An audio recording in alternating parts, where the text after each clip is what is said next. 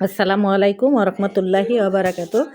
আমি মমতাজ হাফিজ baby Facebook page থেকে আপনাদের সামনে হাজির হয়েছি। আজকে আমি একটু দরটানায় গেছিলাম। আজকে সব দোকানপাট বন্ধ, আর এরা রাস্তার পরে যে দোকান, সেই দোকানগুলো আজকে বেচা কিনা হচ্ছে, সেই উদ্দেশ্যে আজকে গেছিলাম। তো যে দেখি যে এখানে এত ভিড় দেখেন, মনে হচ্ছে ঈদের বাজারের চেয়ে বেশি ভিড়। আমি তো বাজারে ঢুকেই আমি একদম অবাক হয়ে গেছি যে এমন ভিড় কেন।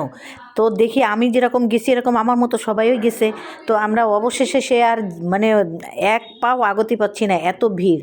তো তারপরে দেখি জুতোর দোকান, তারপরে চামচ বিক্রি হচ্ছে, বিভিন্ন ধরনের জিনিস বিক্রি হচ্ছে, বিছানার চাদর, স্যান্ডেল, তারপরে আপনার হচ্ছে ওড়না, থ্রি পিস, সব ধরনের জিনিস রাস্তার উপরে বসে বিক্রি হচ্ছে। তো আমরা আবার দেখলাম যে দেখি কি কি পাওয়া যায়। তো আমার বাজারে ঢুকে আমার আজকে মাথা নষ্ট হয়েছে, যে আমার গুড়ের নেশা লেগে গেছে। তো আমি বলছি, চাচা এটা কত করে কেজি? তো উনি বললো 350 টাকা। তা আমি বললাম, এর মধ্যে কি চিনি মিশানো? উনি বললো যে না। তা আমি বললাম তাহলে একটু খেয়ে দেখি। উনি আমাকে ভেঙে দিয়েছে, বললো আপনি খেয়ে দেখেন। তো খেয়ে দেখলাম যে আসলেও তো চিনি মিশানো আছে, কিন্তু আমি বললাম না, গুড়টা ভালো না। তার মানে আমার গুড়ের নেশাটাও মিটে গেল। তো যাই হোক, এখান থেকে আমি আবার আসলাম চাদর কেনার জন্য। তো চাদর কিনতে এসে দেখি এখানে পাশে বিক্রি হচ্ছে, অনেক ধরনের জিনিস বিক্রি হচ্ছে। তো চাদরের দোকানে যেয়ে যখন চাদর দেখলাম, তো বেশ ভালোই লাগছিল।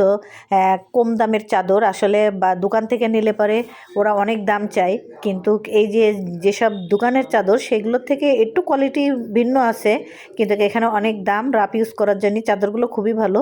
তো অনেক ঘোরাঘুরির পরে খুব কষ্টেই ঢুকলাম। তো এই চাদরটা পছন্দ হয়েছে, এই একটা নিলাম। আর একটা পছন্দ হয়েছে, সেটা হচ্ছে এইটা।